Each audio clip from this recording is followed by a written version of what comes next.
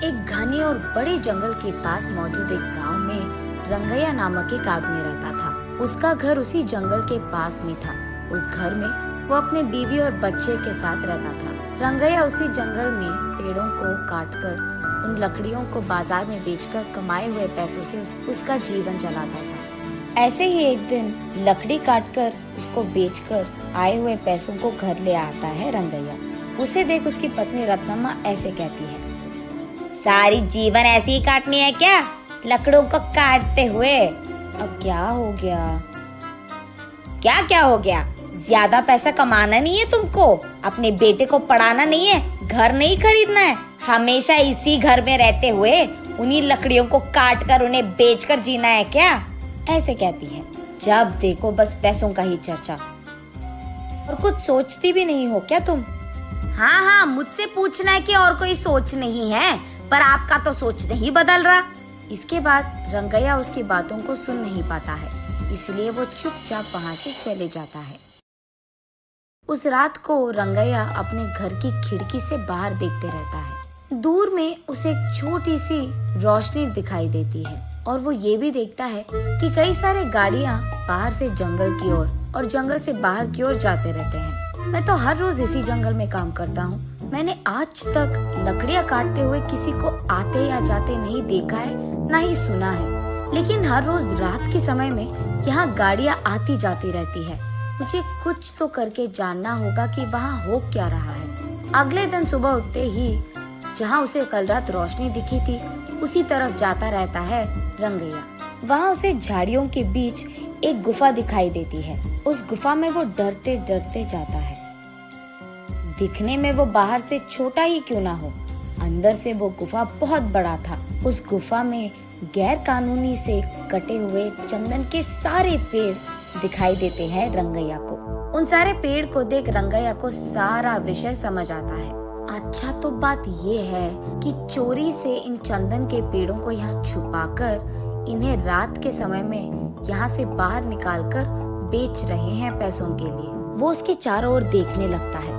तब उसे अचानक किसी के पास आने के आवाज सुनाई देती है।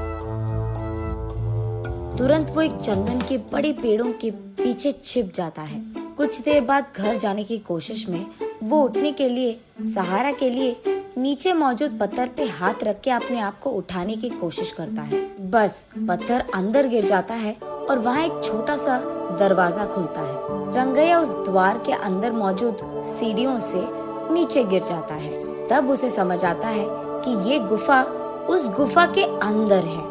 तब वो देखता है कि उस गुफा में कहीं ऊपर से थोड़ी सी रोशनी आ रही थी। चारों ओर अंधेरा था, लेकिन वो रोशनी जिस दिशा में गिर रहा था वहाँ बैंगन का छोटा सा एक पौधा था। उस पे लंबे और बड़े अच्छे बैंगन फूले हुए थे। तब रंगैया सोचता है कि शायद बारिश या हवा के कारण बैंगन का बीज यहाँ गिर गया होता, इसीलिए यहाँ पे बैंगन का पौधा मौजूद है। चलो कोई नहीं, बैंगन तो बहुत अच्छे दिख रहे हैं, आज अगर इन्हें घर ले जाऊंगा तो आज का खाना तो हो जाएगा। ये फैसला करके वो उस पौधे से एक बैंगन को तोड़ता है। बस रंगैया के हाथ में जैसे ही वो बैंगन आता है, वो सोने का बैंगन बन जाता है। रंगैया आश्चर्यचकित होकर दंग रह जाता है। वो उस सोने के बैंगन को अपने हाथों में लेकर उसे जांचने की कोशिश करता है और तुरंत वो सोचता है कि उसी पौधे से एक और बैंगन ले ले, लेकिन उससे पहले ही उस पौधे पे मौजूद सारे बैंगन गायब हो जाते हैं। रंगैया बहुत निराश होता है। चलो कम से कम एक तो बैंगन मिल गया, अगर ये मैं मार्केट में बेचूंगा तो बहुत सारे पैसे मिल जाएंगे, तब मुझे कई दिनों तक कुछ भी काम करने की कोई जरूरत नहीं होगी। ये फैसला करके उस गुफा के सीढ़ियाँ चढ़कर वो बाहर की गुफे की ओर आता है। रंगैया जैसे ही बाहर आता है, वो दरवाजा अपने आप बंद हो जाता है। उस गुफा से बाहर आते ही चोरी चोरी छुपकर वो अपनी बीवी के पास जाकर इस सोने के बैंगन को दिखाता है। उस सोने के बैंगन को देख रत्नम्मा तुरंत बेहोश होकर नीचे गिर जाती है। कुछ देर बाद होश आता है। तब रत्नम्मा, बाप रे, सोने का बैंगन कहाँ से लेकर आए आप? ये कहाँ मिला आपको?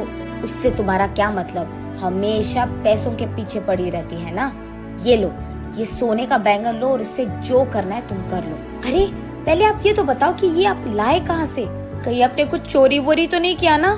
ऐसे रत्तम्मा एक के बाद एक उसे प्रश्न पूछते ही गई और कोई चारा ना होने के कारण रंगैया जो कुछ भी हुआ रत्तम्मा को बताता है। तो फिर आपको वही रहना था ना?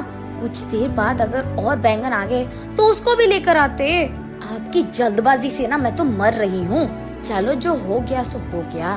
इस बैंगन से हम बहुत सारे दिन ना कोई भी काम करे बिना आराम से रह सकते हैं। गधे को अगर सोने का सिंहासन पे बैठाया गया ना, उसकी बुद्धि तो गधे की ही रहेगी ना। हाँ, अब क्या हो गया? इसका मतलब क्या है? इसी घर में रहते हुए चैन की जिंदगी नहीं चाहिए मुझे। आप 2-3 और सोने के बैंगन लेके आए, तब हम बड़े घर में आराम कर पाएंगे। देख, हमें नहीं पता कि उस पौधे पे वापस सोने के बैंगन आएंगे कि नहीं, और इतना ही नहीं, उस गुफा में जाना बहुत बहुत मुश्किल है और घातक भी। वहाँ चंदन के पेड़ छुपे हैं रत्ना। अगर मैं पकड़ा गया ना, मेरा लाश तक नहीं मिलेगा तुझे। अब इस सब की क्या जरूरत है? जितना है उतने में खुश रहेंगे, कहता है रंगैया। तुम मर्द हो भी? वहाँ के चंदन के पेड़ों के बारे में जाकर पुलिस को बता दो। वहाँ के चोरों को वो खुद लेकर जाएंगे और चंदन पेड़ भी खाली कर देंगे। तब गुफा पूरा खाली हो जाएगा। यहाँ तुम्हारे अलावा किसी को भी नहीं पता कि उस गुफा में एक और गुफा छुपा है। इसीलिए जब चाहो तब तुम उस गुफा में आ सकते हो और जा सकते हो। वैसे ही अगर उस बैंगन के पौधे पे और बैंगन उग गए तो उसको भी लेकर आ सकते हो आप। इसको ये सोच आया पर मुझे तो नहीं आया, पता नहीं क्यों। ऐसे रंगैया अपने मन में सोचता है। ठीक है, वो सब मैं देख लूंगा। तुम फिलहाल इस सोने के बैंगन को बाजार लेकर इसे बेचकर पैसे लेकर घर आओ। ये कहकर रंगैया उसके घर से सीधा पुलिस स्टेशन जाता है और गुफा में हो रही गैर कानूनी व्यापार के बारे में उनको बताता है। पुलिस वहाँ आकर सबको गिरफ्तार करते हैं और चंदन के पेड़ों को भी वहाँ से खाली कर देते हैं। अब इस कारण गुफा में डरते हुए जाने की कोई जरूरत नहीं थी रंगैया को।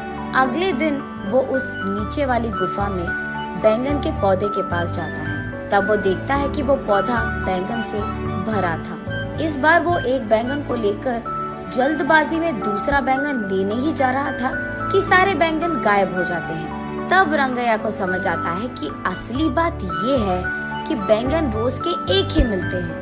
ऐसे वो उस दिन के लिए एक सोने का बैंगन लेके घर चले जाता है। तब रत्तम्मा उन सोने के बैंगन को बेचकर आए हुए पैसों से एक बड़ा बंगला खरीदती है। तब से जब भी रंगैया को पैसों की जरूरत थी, वो उस गुफा में जाकर बैंगन लेकर उसे बेचकर आए हुए पैसों से खुशी से रहता था। जल्द ही रंगैया और रत्तम्मा उस गांव के ही जमींदार बन जाते हैं और खुशी से जीते हैं।